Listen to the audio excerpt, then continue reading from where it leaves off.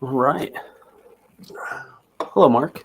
Hey, And welcome in, Cowboys Nation, to talk about your 4-1 Dallas Cowboys, extending the winning streak to 4 after another victory in LA against the Rams 22-10.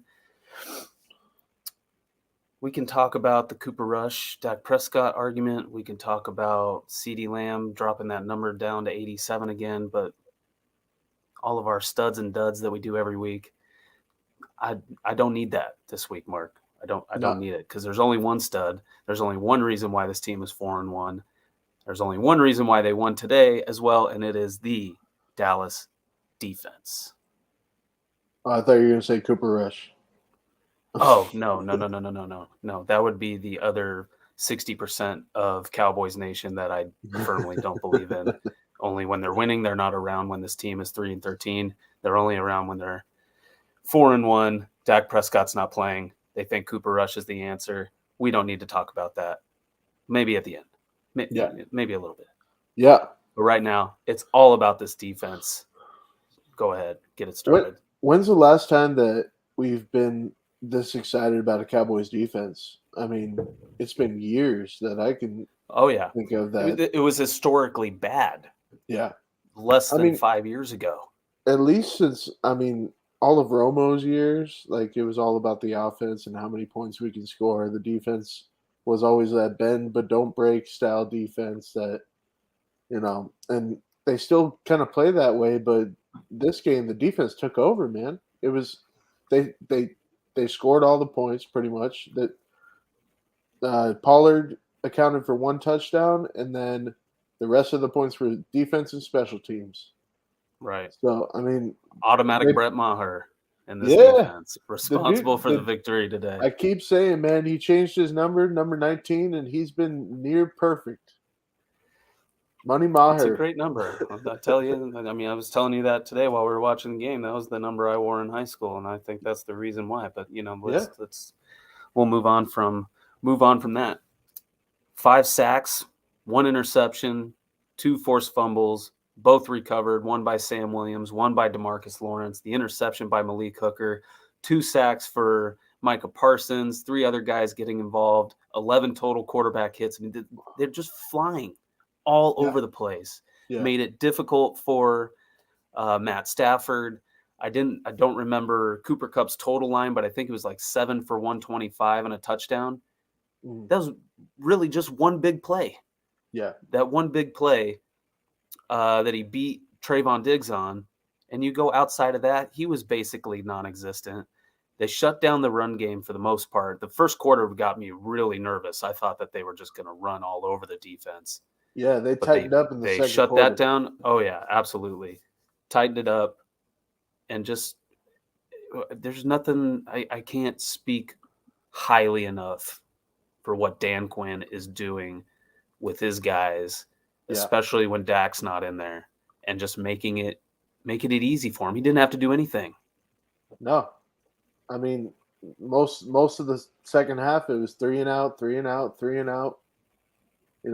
It's the offense was stagnant this game, but it didn't matter because the defense only allowed 10 points. And this is the fifth game in a row that they've allowed under 20. When's the last time we can I keep saying it, when's the last time we can say that a Cowboys defense has done that?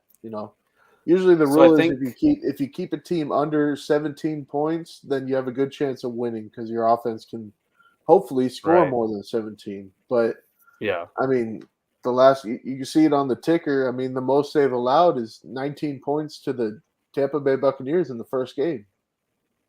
I And think we brought it up last week when they beat the Commanders that it was the first time since 1973 that this team through 4 games has allowed less than 20 points. So it may be the first time in franchise history yeah, for all. I mean, maybe something happened earlier, but maybe the first time in franchise history that this team has gone through 5 games allowing less than 20 points. yeah, And it hasn't been just necessarily bad offenses they're playing. They're just wreaking havoc in the backfield. They're shutting down wide receiver ones. They're just making it difficult.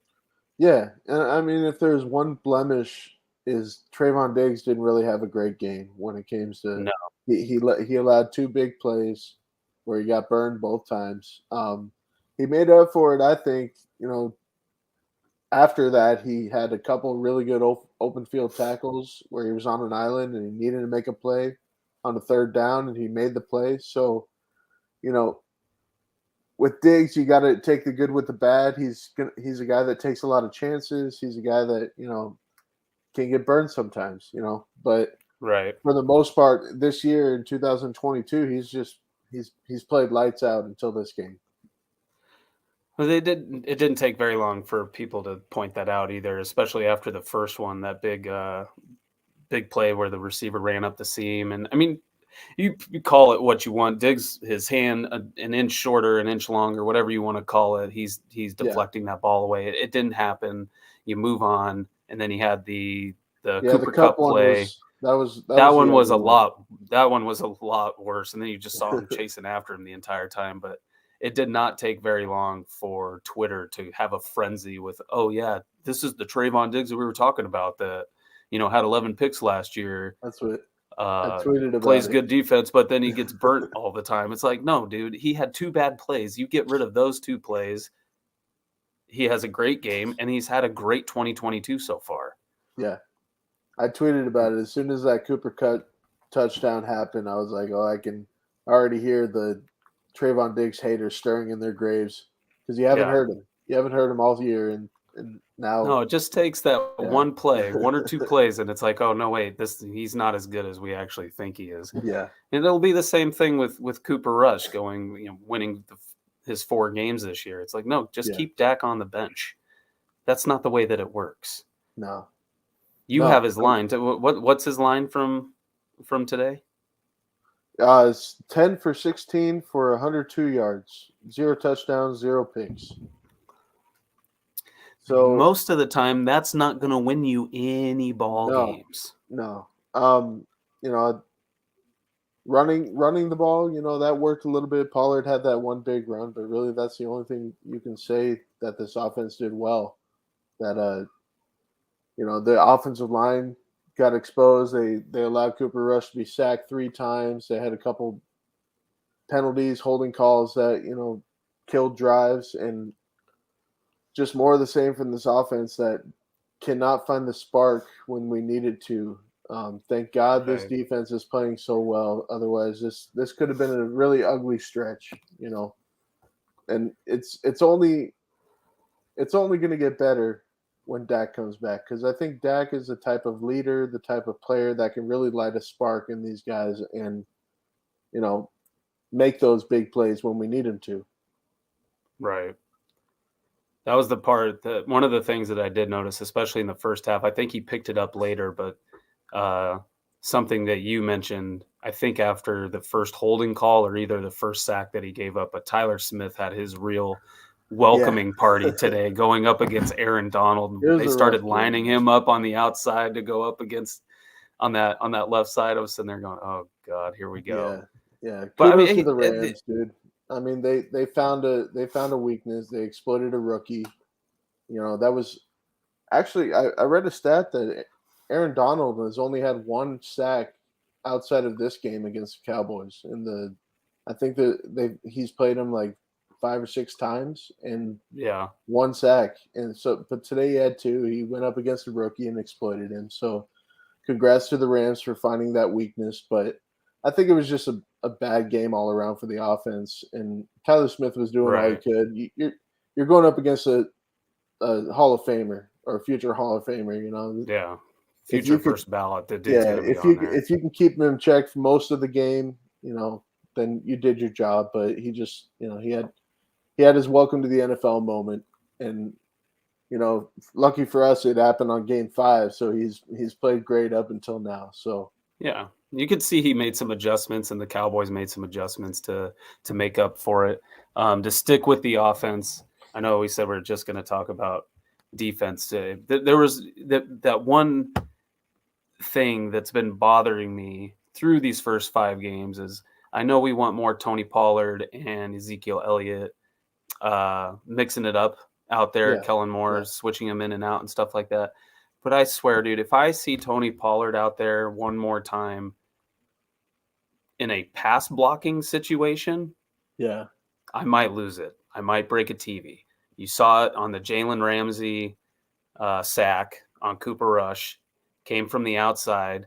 Yeah. Homeboy runs literally just almost. It was almost as if Cooper handed him the ball and he was getting ready to run up the gap in the middle. Yeah. But instead, he runs into his left tackle and his left guard. And Jalen Smith could have, Jalen Ramsey could have strolled into the backfield and sacked Cooper Rush. That's just how easy it was. And then you see Zeke come in on the very next play in another pass blocking situation, reads it perfectly, gives Cooper enough time to at least try to make a play, and the difference is just night and day. And that's the one knock. You know, offense was terrible from front to back, outside of a little bit in the running game. But Kellen Moore, for whatever reason, I don't know why he decides to keep putting Tony Pollard in these situations. At least put them both out there at the same time, so that Zeke can block and then Pollard can go out for a route.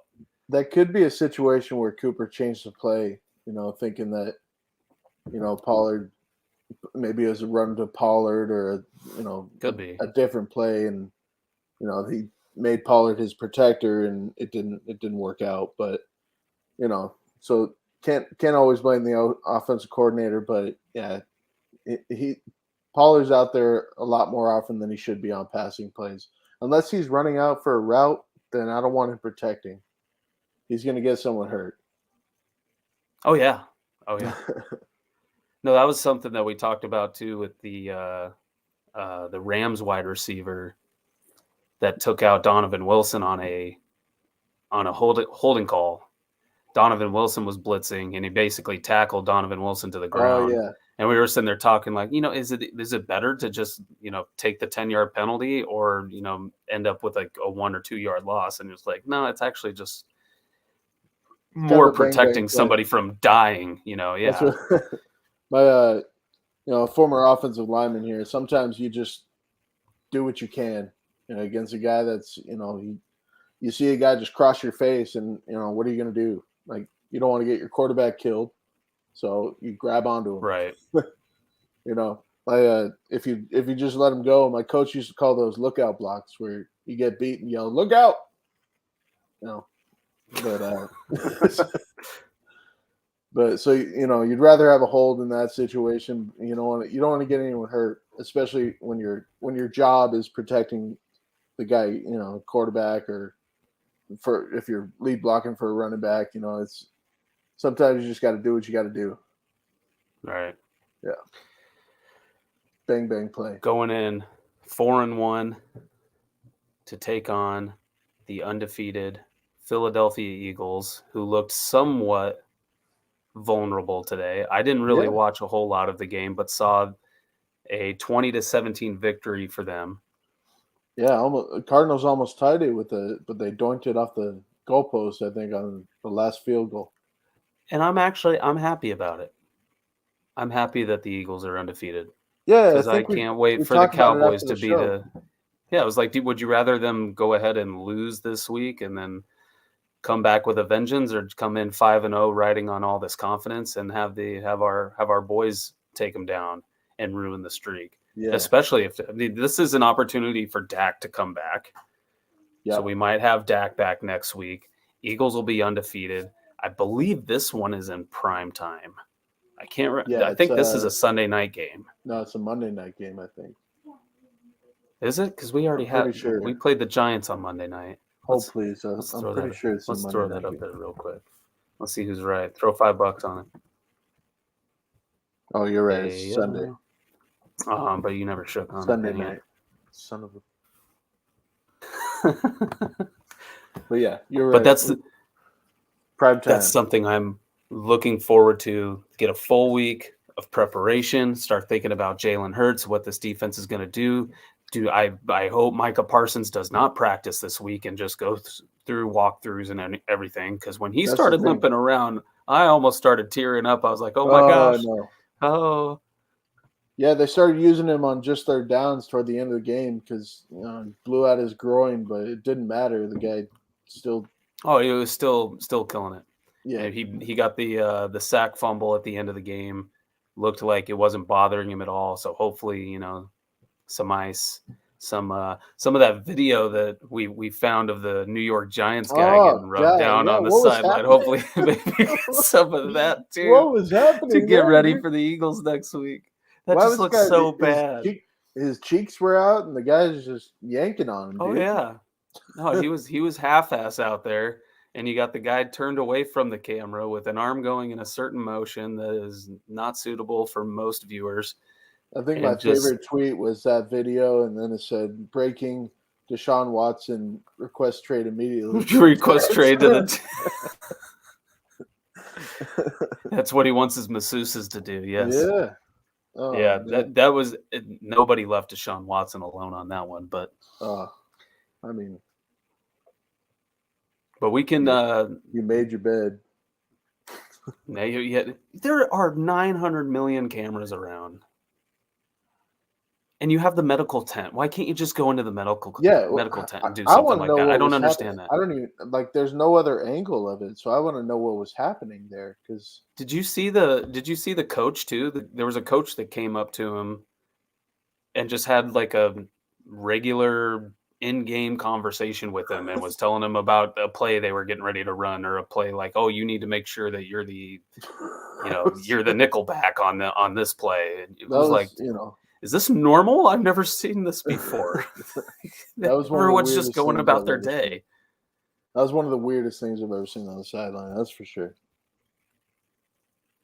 That was fantastic. It makes for great viewing and great conversation starters.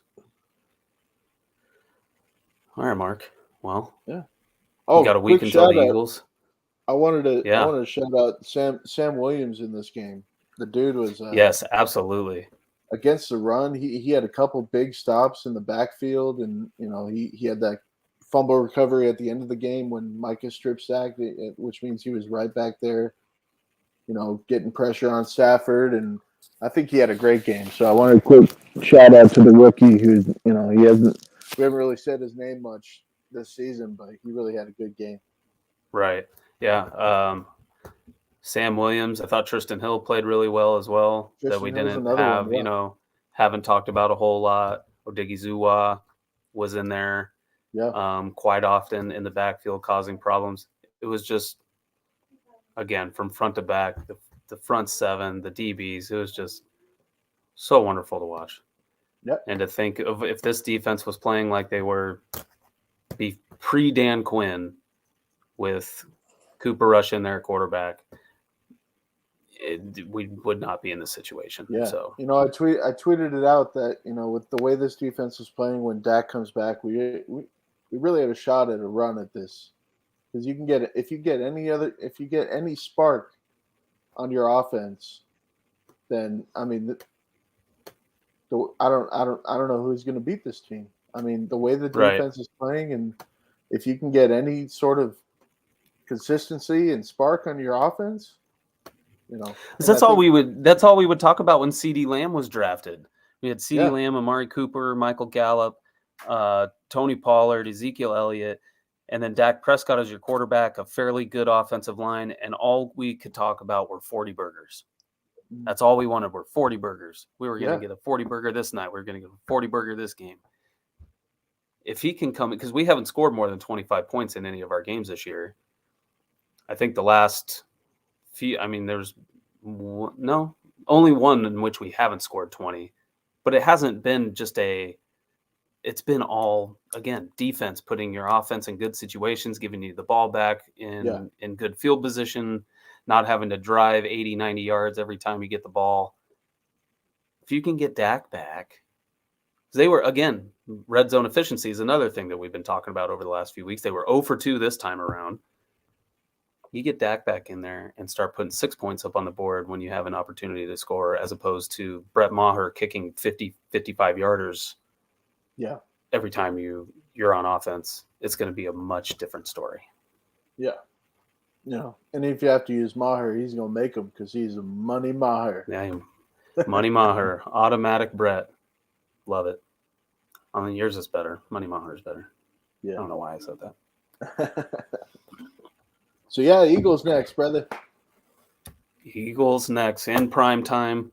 Looking forward to it next Sunday. Make sure you guys find us on the Twitter machine, on the YouTube machine. We're probably getting off of Spotify.